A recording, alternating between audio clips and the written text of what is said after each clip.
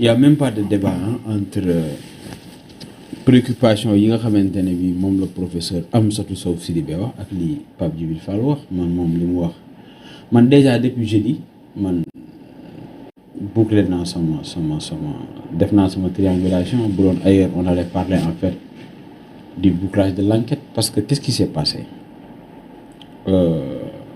d'abord professeur Amsatou Sow Sidibé moo entré en contact ak Pape Djibril Fall. dégg nañ ko mu wax ko luy sa aqulay taalaa ci lii dama bëgg jàll. bàyyi ma rek saa bu ma pare bu ma def pression. léegi bi mu entré en contact ak moom parce que elle a lu à 5 heures du matin booy bi mu defee conférence de presse je pense que le mercredi defe naa loolu la ma professeur wax maanaam semaine bi ci topp 5 heures du matin le mercredi je pense bien à 5 heures du matin ci la lire gis booy bi di wax troisième voie et que moom jàpp na ne moom moo créé troisième voie foofu man d'accord ak professeur parce que troisième voie centriste socialiste ak yooyu moom kenn moomu ko. loolu beneen débat la. waaw loolu moom kenn moomu ko léegi mais moom dafa jàpp ne troisième voie ku koy wax éthique transparence déontologie et cetera mu envoyé ko message. PDF ne ko ce serait vraiment un grand plaisir de travailler avec une sommité comme vous et cetera et cetera. mais Mansour boo ñu naree nettali li mu wax yooyu danañ fi fanaan wax ma luy sa aqulaay taalaa ci lii. waaw boo ma fàttalee li mu wax na ko ci conférence de presse bi répété ko ba ñun ñëpp xam nga. waaw bàyyi ma rek ma déroulé yaa ngi dégg bi mu waxee loolu après ñu am accord de principe. mais professeur moo tooñ boppam xam nga lu tax. parce que kenn actéwul dara. mais ce qui était convenu. dans l'accord de principe. yaa ngi dégg. oui suivant les échanges téléphoniques ñoom ñaar de part et d'autre mooy PDF mooy nekk tête de liste nationale. Amsatou pour des raisons paritaires ñëw deuxième. et que la coalition nay leer defe naa moom mooy coalition bi nga xamante ne bii. moom mooy professeur kii amee. ñoom defuñu woon exigence du moment que. professeur. accord de principe bi nee na moom mooy nekk deuxième ñoom defuñu ci woon kii. y a eu des séances de travail. PDF ni mu ko waxee demeewul noonu non. ah oui. ça ne s'est pas passé comme ça. li PDF wax et demeewul d'ailleurs non attends rek et d'ailleurs PDF fañ doon collecté parrainage nekk fa woon effectivement gisantewul ak kii gisantewul ak professeur d'ailleurs moom ku bokk ci coalition woo naa ko tey il m'a rappelé ko jege mais bëgg mu wax turam moom nee na aqullahi taala jox nañ leen 8000 parrainage mais baaxul mais man gëwuma loolu. non man gëwuma loolu. parce que y a eu une séance de travail le jeudi parce que ki nga xamante ne bii professeur moom la woo c'est un enseignant associé c'est un universitaire kooku la woo bi mu wàccee 17h mu ne ko dawal gaaw nga yóbbul Pape Djibril Fall parrainage et d'ailleurs ce qui était convenu non nga yóbbul émissaire Pape Djibril Fall bi laa war a wax parrainage ce qui était convenu mooy ñu tase à la DGE mais en cours de route nit kooku bëgguma tudd turam quoi daf ko ne ñu ngi suñu fii QG. QG wu PDF su ma juumulee mu ngi fii Feto wetu kër Wally Seck. hôtel Feto sur.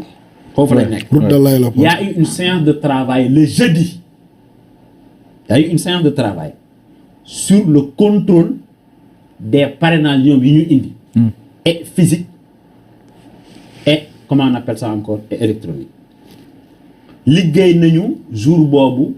ba 23h bi ñu xëyee aussi l'émissaire de Amsatou Sow Sidibé engagé na 10 jeunes yoo xamante ne boo leen woowee fii seen numéro téléphone ñu jël la fii ci Guédiawaye 6h du matin ci buntu QG wu les serviteurs la leen fekk ba 23h moo leen jox 5000 francs kenn ku nekk jëndal leen repas froid. y a eu des séances de travail.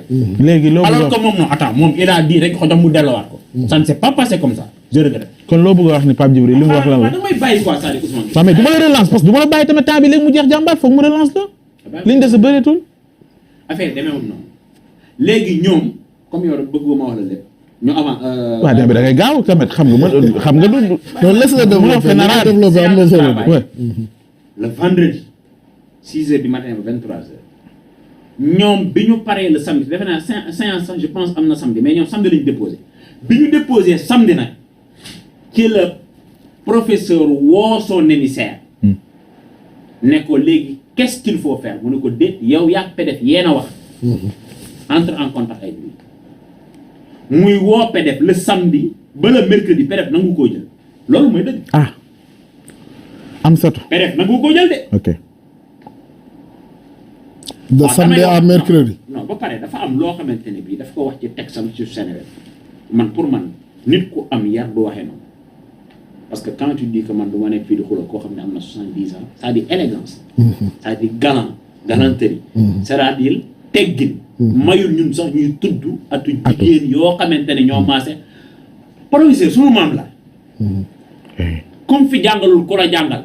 jàngal na ko. jàngal na ko loolu ñëpp xam nañ ko loolu ba léegi ba pare xam nga en communication il a orienté sa communication aujourd'hui il opte pour un point de presse tu fuis c'est-à-dire am na zone d'ombre yooyu nëpp loolu mooy dëgg ba pare son langage corporel aujourd'hui am na ci loo xam ne ça trahit et sa pensée et son discours c'est ça la vérité. mooy. mais demal ci vidéo 7 minutes bi yow tamit. dem naa fa kay yooyu yaay wax. man daal li ma gëm. du ma la ko waxal. li ma gëm. mooy Pape Djibril liñ ko ciy wax. man je vais au-delà mooy est-ce que sax moom bokk ci ñi nga xam ne dañoo jënd ay parrainage am nañu jënd ay parrainage de sëñ bi lu leer laa la wax. y a des gens qui ont acheté des parrainages dans ce pays. effectivement man je l'interpelle est-ce que moom jëndul ay parrainage.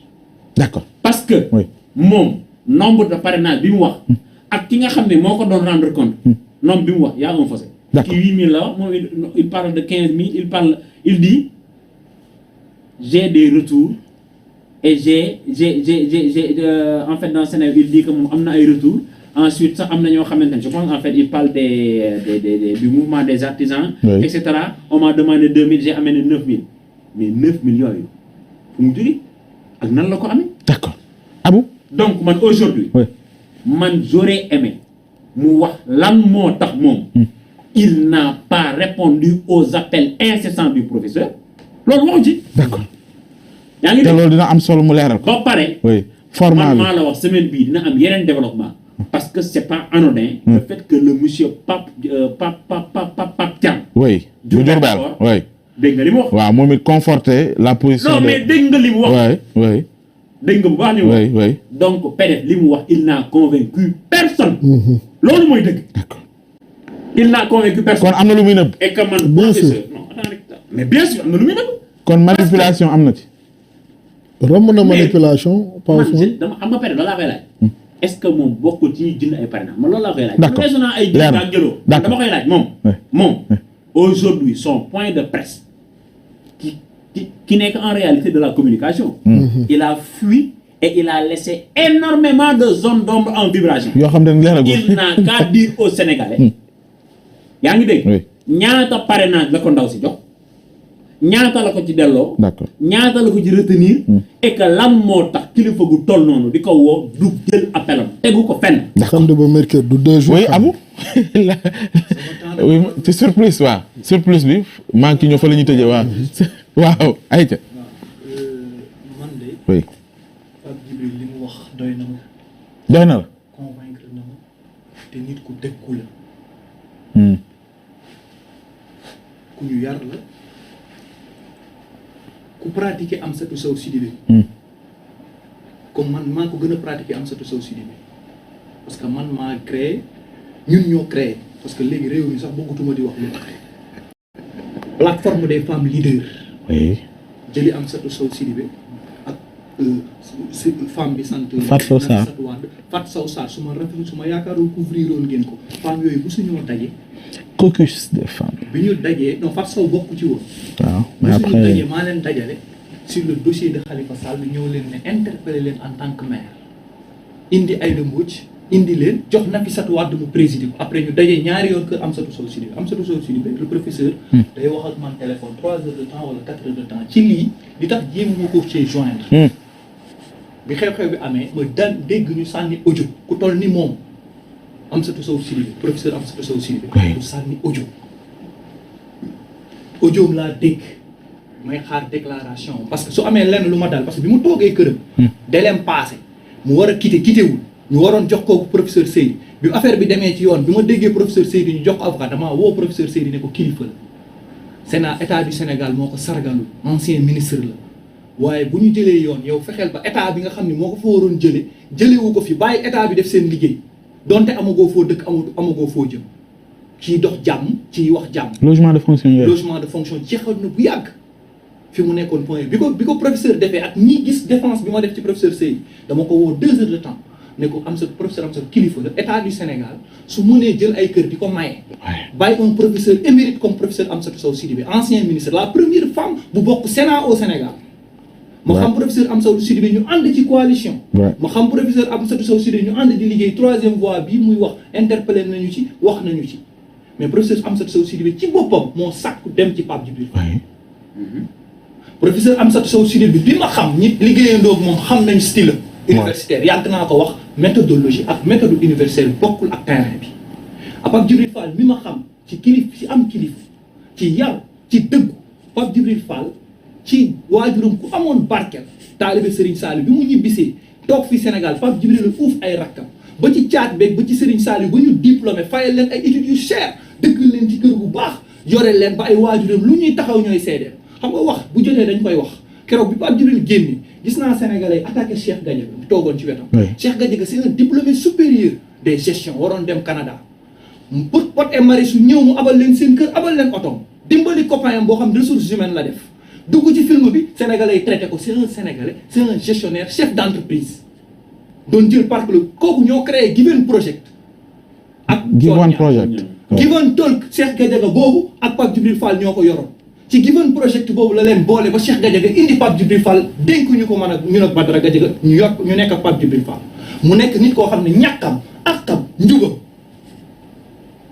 tey Pape Djibril Fall Sénégalais yi wër soxla ay parrain ci ñu bëri biñ ma woowee interpellé ma ne moom la ñu yéene seen parrain mais booy woote téléphone ki nekk fii mënuñu ko jot ki nekk fële mënuñu ko dama ne leen yéene bi mat na Pape Djibril li ma ko bind message laay wax publiquement dama ko génn nga mais sa premier adversaire yi mooy sa moroomu journaliste yi mooy ndaw ñi nga xam ne ni aussi tamit yaakaaroon nañu ni nii ci biir ndaw ñi parce que ñun ñëpp jaar nañu ci pratique yooyu boo nekkee ndaw ñun fi ñu jaar ak Abdourahmane Sow démb ñi ma woo ci Sénégal yi di félicité Abdourahmane Sow dama ne leen même Abdourahmane Sow bi la de bi fi newoon la ba tey de soppeeku démb la leen sax parce que yéen a jiboowul ak seen xel mais même Abdourahmane bi la ba tey mooy waxee nii di dox ci tali yi di dugg ci car rapide yi même Abdourahmane bi la ba tey maag moom képp kot dong Pape Djibril Fall noonu laa ko xamee professeur parti politique yi muy Idrissa Seck muy Ousmane Sonko ñëpp a am homme d'affaires ak bailleurs yu financé parti c'est pas des cotisations les dons dans les partis ak le financement des partis politiques ni ko Mouhamed Mbodj waxee woon loolu mooy li leer un homme politique un Pape Djibril Fall buy def consultance di def liggéey Alioune Badara Cissé ndem si yàlla si boole woon ko ci njabootam muy def ay consultance ba Guinée dëkkal këram dëkkal njabootam jabaram di cadre muy cadre mu yor ay mbiram jël otom parfois mu jël ay mbir defar ci ay nit ñaata sénégalais laa xam ne ni seen njàngum ak seen fayu njàng ak seen ordonnance ci Pape Djibril laa koy jaare wala ci Moutban wala ci keneen ñuy ay sénégalais di ay journalistes yàlla defal leen taranga Pape Djibril Fall boobu ci ñaanu waajur ñun ni ñu gëmee ñaanu waajur ni ma gëmee ñaanu waajur Pape Djibril am ñaanu waajuram am ñaanu kilifa mi am ñëpp Pape Djibril Fall libre na nit ñi dugal ko sax ci palais or sénégalais yi gëm ko wóolu ko bëgg ko mu taxaw wax ju am war ma ji ak teggin ne du dépasser professeur Amsatou Sow Sidibé du wax lu ñaaw ci professeur Amsatou Sow Sidibé li xew nag sur le plan politique ñëpp dañ doon politique la xewoon foofu bi ma ko xoolee damaa reetaan fàttaliku politique le gars de Diourbel loolu sur le plan Malick Ndiaye def na ma ko loolu mooy sur le plan maanaam xamoon na ne occasion la en politique c'est ce qu'on appelle sur le plan qui saute sur des occasions pour avoir une communication mais bi Pape Djibril génnee Babacar Lo Kewelo bi ñu génnee def seen déclaration yi def vidéo si moom rek mais si laa commencé ñaaw njort mais bi ma ko bindee ñett rek laa ko wax dama ne ko ku am ngëm nga ku gëm Serigne Touba ku fonk mag ñi nga ku am diine nga ku alxuraan nekk ci sa dënn nga du ma wax nag ni nit mat na am na rëcc wala am na leneen parce que bari na lu xew fii ci Sénégal wala lu xew wala lu dal ay ndaw Badara Gadiaga dina jóg ñu dox ba ci ndaw yi saaga ci réseau bi ñi doon saaga Dame Dieng ñi doon taxawaalu ñëpp Badara Gadiaga dox ba ñu génnee leen te Sénégal kenn du yëg te ñooy génnee continuer waat di saaga Pape Djibril Fall ay mbir bu musaan xew ñu accusé ko wala lenn maanaam day jóg Badara jóg wala keneen jóg ñu dox ko ba mu jóg ñu dugg si mais njub gi may wax ci moom nit boo dëkkul ak moom boo fanaanul ak moom musu leen voyager musu leen ànd liggéey musu leen dem beneen mënoo ko seede te ñeent yooyu dama ko am ci Pape Djibril Fall ni ma ko amee ci Déthié Fall ni ma ko miinee ci professeur Amsatou Sow Sidibé mais professeur Amsatou Sow Sidibé mag kilifa bu sànnee audio su demee ba mënul dem élection mu am ci ku mën am ndaw lu bu yaakaar xam na ne ndaw loolu am nañ yaakaar ci moom mu sànni audio te muy kilifa man su ma woowee daf may woo ba ma ñëw sama kër dafay woo Pape Djibril waroon na toog xaar parce que bu demoon élection rek xam na ni am na lu tax mënul dem élection am na loo xam ne mënul mat Pape Djibril Fall la demande était supérieure à l'offre tey nag génnam ci ndaw ñi génn gi mu génn ñu bari yaakaaroon ni bu ñëwee day rangé wu ci ay hommes politiques maag moom li ñu dal moo ñu dal tous les hommes politiques du Sénégal woo nañ Pape Djibril Fall jéem ko proposer liggéey jéem a liggéey ndoog jéem a wax ak moom donc sur le financement nag des activités politiques loolu lay ñëw fii Atepa joxe na siège ko waa Pare jàppale nañ Idrissa Seck tey jii nii waa mu ne PS Bara Tall ca Tanor Dieng loolu ku ko fii wax da ngay ñëw nga xeex corruption bi nekk fi état bi ni président Macky Sall yore tey Abdoulaye Dia xaw ma siggi xaw ma ki nekk Thiès di directeur entreprise demul élection président recevoir ko kooku entreprise am war nañ ko vérifier ndax dina amaat ay marché parce que loolu yàgg na ci réew mi mooy ñoo xam ne dañuy nekk ci état bi di yor ay moyens di ko jox ay nit am na nag ñu baax comme ñi fi toog ñii ñëpp léeg-léeg ñu gis nit ku baax bëgg la te yàlla tax te Pape Djibril am na ci ay junni ak i junni ñu ko bëgg te yàlla tax yéene ko suñ ko joxee yéene ko bokk naa ci ñiy seede ni mu koy dimbalee ay daara ni mu koy dimbalee ay nitu diine parce que koo dëkkalul koo àndalul mënoo ko seede kon danga ko naan fonce loolu laay wax ne ko na taxawaat jàmmaarloog nit ñi parce que ndaw ñi 65% lañu mu osé dem assemblée nationale ni ñu amee Marème Soda Ndiaye ci xam-xamam biir assemblée nationale ni ñu amee woon Pape Babacar Mbaye ci ay jamono Pape Djibril Fall ñëwam diine soxla na ko daara soxla na ko élite intellectuelle soxla na ko muy journaliste émérite am xam-xam am ay diplôme ba pare fi mu jaar di liggéey yëpp ñàkk fa fi mu dem di fa liggéey yëpp ba kenes fu ñu ko fa mës a teg acte de corruption mu bàyyi dem donc loolu laa koy wax ni jàkkaarloo ne ko demal tu es libre nag d'affronter les critiques te nit ñi bu ñu lay critiquer bul daw ñëw affronter ko parce que Sénégal bi xew léegi Sénégal ku ne la nee ko mani la